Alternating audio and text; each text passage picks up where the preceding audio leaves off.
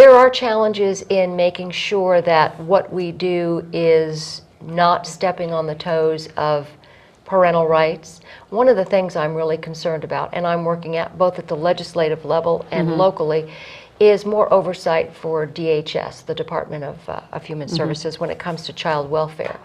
Ultimately, parents should have the last say when it comes to their children. Unfortunately, this isn't possible sometimes when children are abused or neglected. We need to have some kind of balance where parents don't have to live in fear of a knock on their door.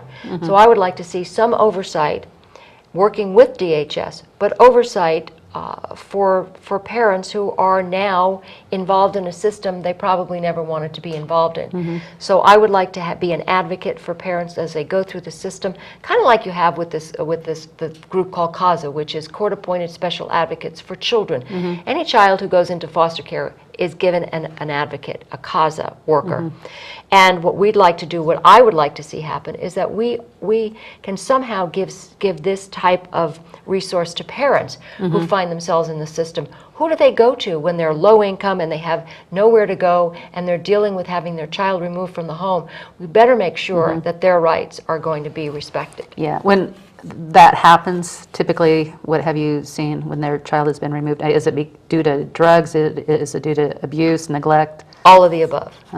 And while there are times when it is important, and unfortunately the only option is to remove a child, our county has worked very well through our drug recovery courts to see if we can put the parents in treatment, keep them in transitional housing with their families intact, because that's the best for everybody. That's the best for everybody, and it's working, and it really is amazing. I've gone to some of these graduations at the Women's Recovery Court where they've gone through this whole process of having had their children taken away and being addicted to alcohol and drugs, and now they're clean, sober, and their kids are back in their homes and they're employed.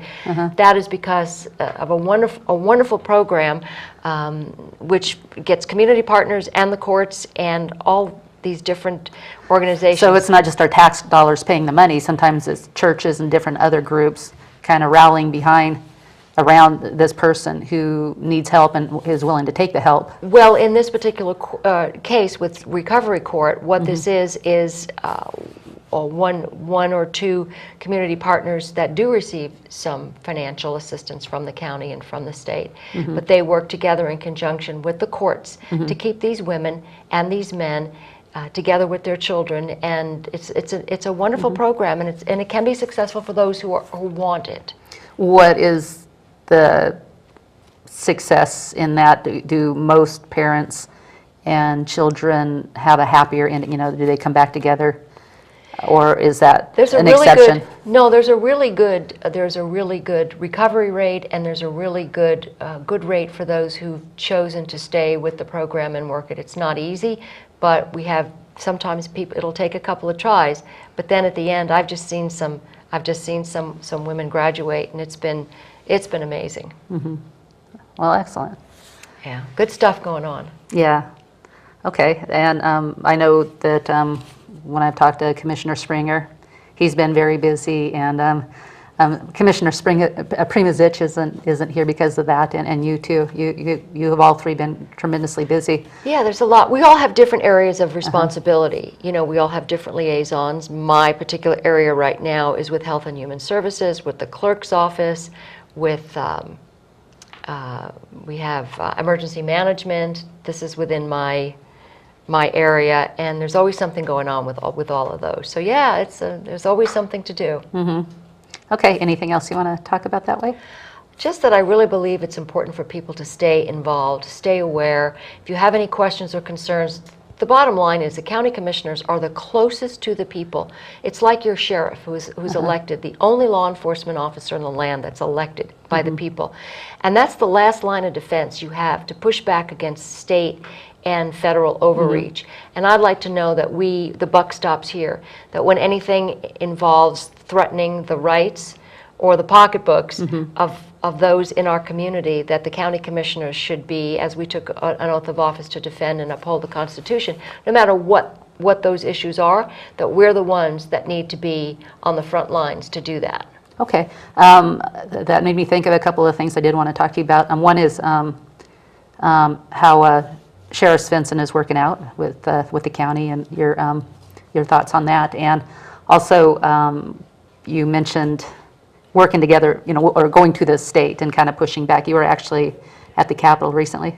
Yes, and I'm going back tomorrow. Okay. And whenever there is a bill that threatens in any way the rights or the financial bottom line of the counties or the constituents, we're down there. I'll be going down to Salem tomorrow to testify against a expanded background checks for firearms, which is basically one of those feel-good bills that doesn't ever accomplish anything, because as we know, bad guys want guns. They're not going to go through the normal channels. But it's the law-abiding gun owner who winds up now having a problem. For instance, if you were going to go out of town and you wanted to leave your firearms at my house because you want to make sure they were going to be safe, you'd have to go through a background check. I'd have to go through a background check, the expense and the delay, and then it would turn either one of us into a felon if we didn't do that. So this private transfer of firearms, and when there's now this expanded, okay, we're going to do this and keep crime from happening, it doesn't work that way. So I'll be going down to testify against the Senate Bill 941, which is a huge overreach into the Second Amendment. Well, it gives the federal government a lot more control. Isn't that right? Well, it gives the state government it's supposed to be keeping guns out of the hands of criminals, but it doesn't do anything because most of the people that it's going to affect are not criminals.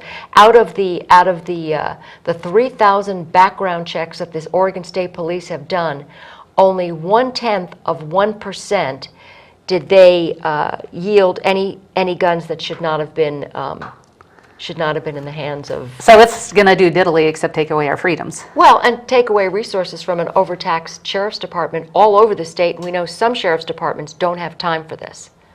Right. Where was I going with that?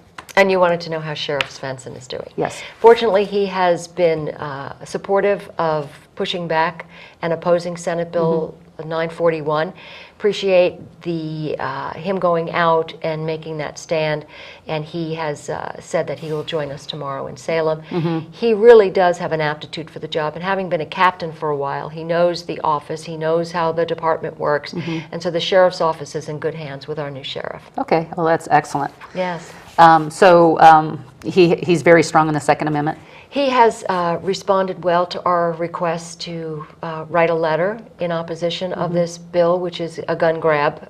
We have a stack of letters from sheriffs around the state saying, this isn't going to do anything but make my job harder, and we're not going to put one more bad guy in jail as a result of this. It's going to cost money, time, resources, and not do a darn thing to bring us closer to keeping guns out of criminals' hands. Because, like I said, bad guys typically don't sign up for background checks. Yeah, and the highest crime places in the nation are the strictest gun control states. Yeah. We've got Washington, D.C., which, I believe up until recently was considered the murder capital of the United States, and they have the strictest gun control laws. You look at the states that have the lowest number of violent crimes, and they have the highest gun ownership and the most constitutional gun control measures or lack thereof. I was just reading an article about a college in Colorado that has student carry, and on that college campus there have been no crimes, there have been no school shootings, because it is well known that on that campus students are armed. Now you go to a campus where you're disarmed, you're sitting ducks. And I think the statistics are, you can't argue with the statistics. The statistics are that when people are armed, you have a polite society. And bad guys know to go elsewhere.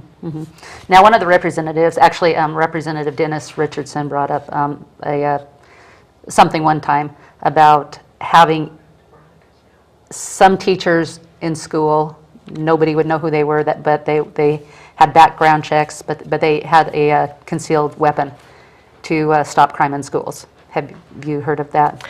Yes, it's not something that's in the purview of the county commissioners. Okay, so the county commissioners could never even... No, that's a school district issue, and just the school districts that have opted for that, I think that if I had a child going to a school, I'd like to think that there was at least the opportunity for them to protect the lives of the students. And we also know that when people who are bent on going in and committing crimes know that there are people who would use lethal force to defend lives, are less likely to go there. I mean, how many shootings do you have in police stations? Not very many. Right. Because everybody knows if you go in there, you're not going to make it out. So it really just is a matter of looking at the numbers and what the common sense is. Yeah. Okay. Bypass, where we are on the bypass. Well, the bypass, I drive through it every single day, and it's moving along slowly but surely. And they're now in Dundee, and they're starting to build the bridges that actually on that kind of that flyover there in Dundee. So traffic is slow. It's getting slower, but it's sort of the pain before we actually see the results. It's moving along. Okay. Do you know when we're going to see the results? You know, that remains to be seen, and we're still in the process of trying to get through some of the more challenging areas in what they call the fish hook over there, and I'm watching them build that now. So we have to see what they wind up doing, but it's progressing. Okay. Anything else you want to talk about specifically? Not really. I think that everything else is going well. As I said, we're in the middle of budgets, and we're working on our budgets and trying to make the most prudent decisions when it comes to taxpayer dollars. But I think it's really interesting, and people probably would be interested to know this fact, and that is that when you write a property tax check to the county, only 17 cents of every dollar goes into the county pot. The rest of it goes to, the state and all these other different taxing districts, but only 17 cents of every dollar goes into the county's coffers. And people think, well, my property taxes, I'm paying these property taxes, and I live outside the city limits, and my roads are a mess. Well, no property taxes are allowed by law to be used to fix roads in the county.